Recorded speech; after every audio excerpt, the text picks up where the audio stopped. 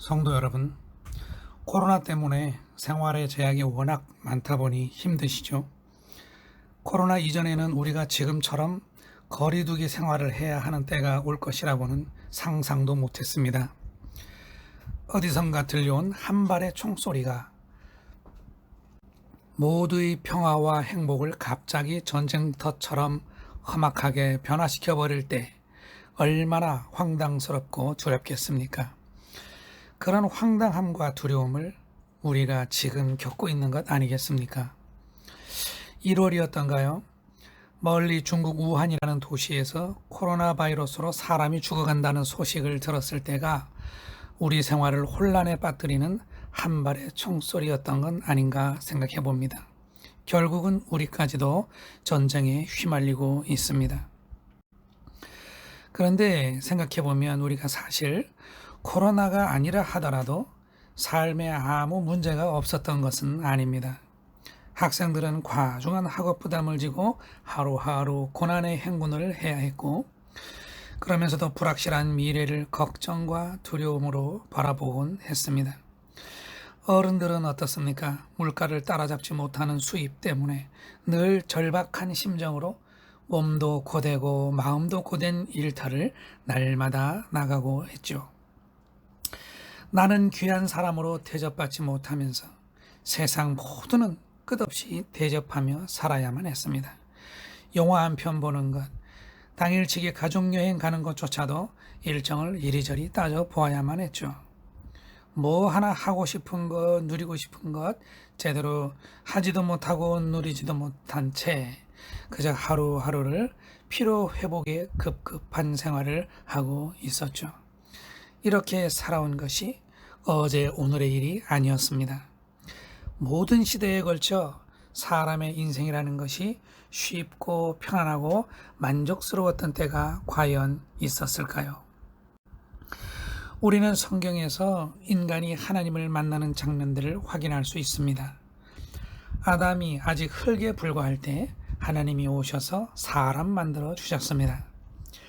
가인이 아벨을 죽이고 싶을 때 하나님이 오셨고, 마침내 그가 아벨을 죽였을 때에도 하나님이 오셨습니다.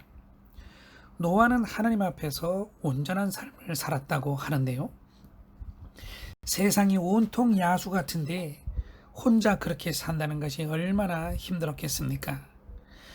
600년을 그렇게 살았는데 어느 날 하나님이 오신 것이죠. 아브라함은 고향 떠나 아버지도 돌아가신 이방 땅 하란에서 어디로 갈지 알 수 없을 때 하나님을 만났습니다. 사람들의 삶의 고비마다 하나님이 오신 것이죠. 이삭 이야기, 야곱 이야기, 애굽에서 고통에 울부짖던 이스라엘 민족의 이야기, 모세와 이스라엘이 가나안을 향해 가던 그 고난과 고통의 이야기, 주변의 강력한 민족들의 침략과 약탈에 고통받던 사사시대의 이야기, 이스라엘 왕조의 이야기들, 선지자들의 이야기, 그리고 신약 성경에 나타난 제자들의 이야기. 이런 모든 성경의 이야기들의 공통점은 사람들이 고통으로 울부짖을 때에 하나님이 찾아오신 이야기들입니다. 그 이야기들 속에서 하나님은 자기 백성들에게 힘이 되어 주셨습니다. 지치고 피곤한 팔과 다리에 능력을 주셨습니다. 눈물을 닦아주는 위로가 되어 주셨습니다. 새로운 삶, 새로운 운명을 살 수 있는 꿈과 희망을 주셨습니다.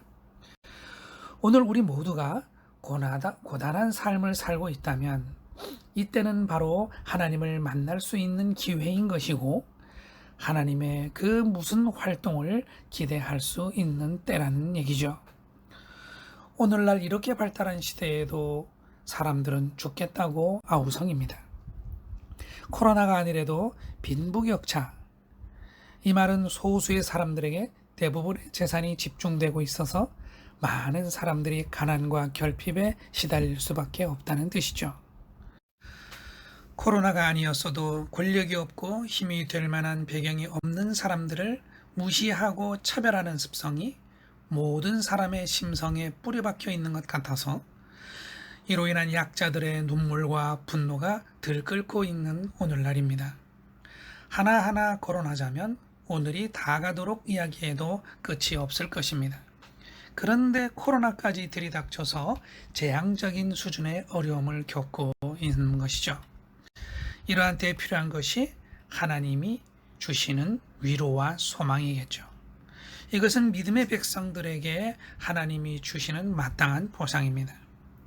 하나님께서는 자기 백성의 고난을 향해서 뭔가를 좀 하셔야 하는 것이죠. 힘이 되어 주시고 능력 주시고 위로와 희망도 주셔야 하는 것이죠. 나아가서 백성들이 겪는 문제를 해결하셔서 그들을 해방시켜 주시는 것도 하나님이 하셔야 할 일입니다. 그래서 우리는 이 일들을 위해서 멈추지 않고 기도를 계속하고 있는 것입니다.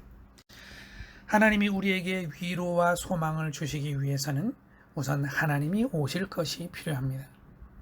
하나님은 먼 곳에서 위로와 소망을 우편으로 보내는 분이 아닙니다. 하나님은 직접 오시는 분이고 그 아들이 오심으로써 그것을 확인시켜 주셨습니다. 그렇기 때문에 고통과 고난을 겪는 백성들이 확인할 첫 번째 일은 하나님이 오셨는가? 하나님은 어디 계신가? 아니면 아직 하나님은 오고 계신 중인가 하는 것이죠. 오늘 고린도후서는 바울의 서신입니다. 고린도후서에서 바울은 어려움을 많이 겪었다고 하고 있습니다. 4장을 보면 바울은 온 사방이 자기를 죄어 들어오는 경험을 한 것 같습니다. 사도행전을 보면 사람들이 바울을 둘러싸고 위협하고 해를 가합니다. 그리고 바울은 답답한 일도 많이 겪었습니다. 사람들은 자신의 진심을 알아주지 않았고 바울을 인정했던 사람들도 후에는 등을 돌리고 반대로 나아갔습니다. 바울의 말과 행동은 왜곡되었고 바울이 억울한 심정을 가질 수밖에 없는 일들도 여럿 겪었습니다. 그리고 바울은 공격을 당해서 여러 번 쓰러졌고 감옥에도 갇혔고 죽을 뻔한 적도 여러 번 있었습니다. 이런 고난에 찬 바울의 일생에 하나님은 대체 어디 계셨습니까? 바울은 여기에 대해 무엇이라고 말하고 있나요? 4장 7절 보면 우리는 이 보물을 질그릇 속에 간직하고 있습니다 라고 말합니다. 질그릇은 자기 자신이고 보물은 하나님이죠. 자기는 비록 질그릇처럼 취급받으며 살지만 하나님을 소유하였다는 것입니다. 바울의 이런 발언을 통해 알게 되는 것이 있는데요. 먼저 바울은 질그릇 같은 처지이기 때문에 어려움을 겪을 수밖에 없었다는 것입니다. 만일 그가 질그릇처럼 보잘것없고 연약한 존재가 아니었다면 그렇게 큰 어려움을 겪지 않아도 되었을 것입니다. 만일 바울이 금그릇 같고 은그릇 같은 존재였으면 사람들은 바울의 말을 귀담아 듣고 바울에게도 온갖 이해를 다 갖추었을 것입니다. 그러나 바울은 어려움을 당했어도 쓰러지지 않았습니다.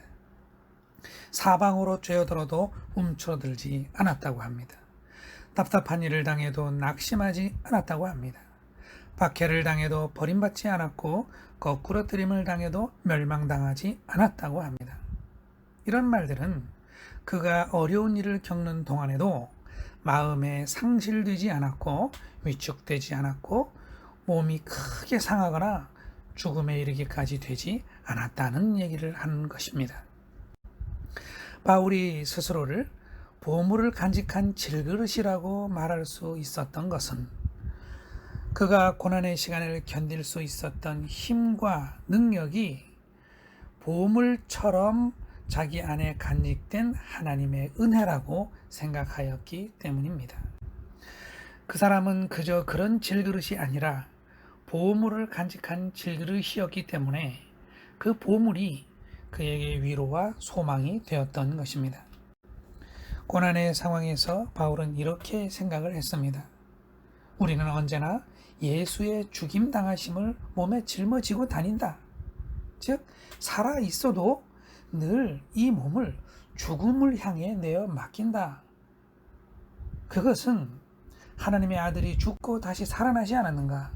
그렇다면 우리 육신도 죽은 다음에 다시 생명이 나타날 것이기 때문에 그렇게 할 수 있다는 것입니다. 즉, 질그릇이 부서지고 깨지고 나면 그 안에 있는 보물이 나타날 것이라는 이야기입니다. 그렇게 하나님은 바울 안에 계셔서 바울에게 힘과 위로와 소망이 되어 주셨습니다. 바울의 말을 빌어서 오늘 우리의 처지를 비추어 볼 때 우리도 알게 되는 것은 우리도 질그릇 같은 존재들이라는 것이죠. 누군들 질그릇이 아니라고 고백할 사람이 있겠습니까? 누구에게 물어봐도 다 질그릇이라고 대답할 것입니다. 그런데 이 질그릇들에겐 세상살이가 훨씬 더 어렵습니다. 더 험하게 취급받아야 하고 더 힘든 역할을 감당해야 하고 그러면서도 제대로 인정받지 못하고 상처나기 쉽고 깨지기 쉽습니다.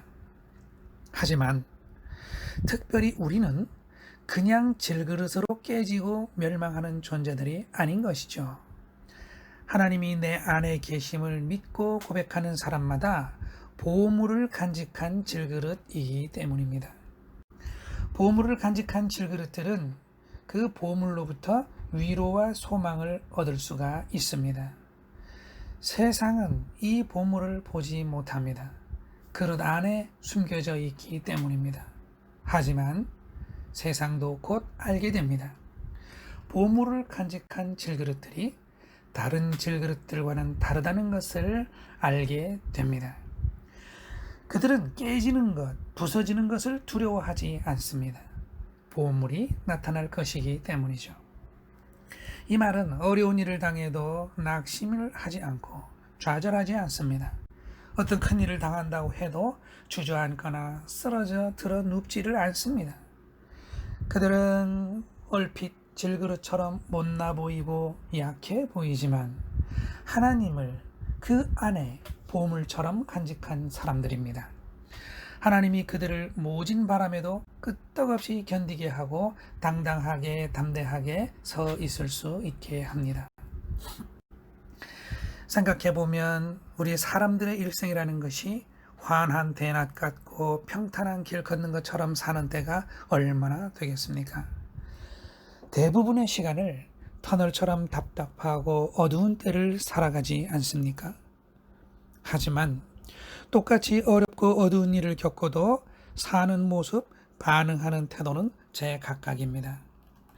어두운 터널에 처음 들어가면 갑자기 캄캄해서 아무것도 보이지 않죠. 눈을 두리번거리며 사방을 둘러봐도 어둠밖에는 보이지 않습니다. 두 팔을 휘적거려 보아도 잡히는 것이 없습니다. 너무나도 막막하고 두렵죠. 무슨 일을 겪을 것인가? 또 얼마나 가야 할까? 어떻게 여기를 통과하지? 불안하지 않을 수가 없습니다. 답답하고 고통스럽고 입구에서부터 주저앉고 싶습니다. 하지만 보물을 간직한 그리스도인은 고난의 터널에서 다른 사람들과 다릅니다.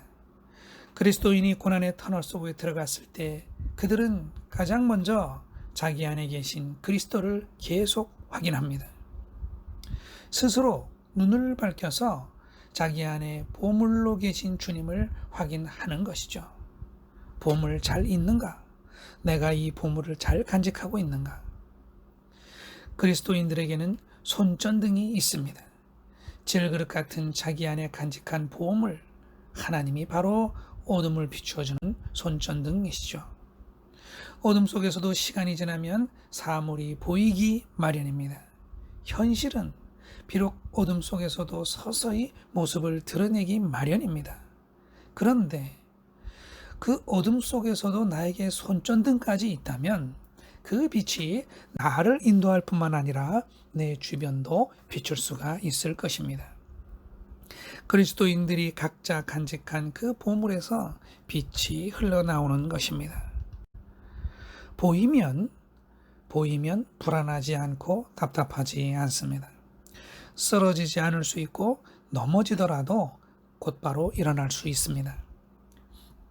어둡고 힘들어도 현실이라는 것은 그대로 받아들인 것 외에 다른 방법이 없는 법입니다.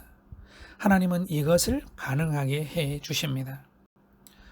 범사에 하나님을 인정하는 것이며 바울의 고백처럼 부요함, 궁핍함을 감당할 수 있고 행복과 불행을 다 감당할 수 있습니다. 그리고 또 하나님을 소유한 사람들은 스스로 자책하지도 않고요. 또 누군가를 원망하지도 않습니다. 눈물을 멈추고 분노도 멈춥니다. 그리고 눈앞에 길 나 있는 대로 한 걸음을 묵묵히 앞으로 걷는 것이죠. 하나님이 인도하시는 대로 따라가는 것입니다. 그렇게 가다 보면 결국 언젠가는 터널이 끝나겠죠. 이런 생각을 하면서 터널을 가다 보면 여유도 생기고 평안도 찾아오고 즐거운 노래도 부를 수가 있게 됩니다.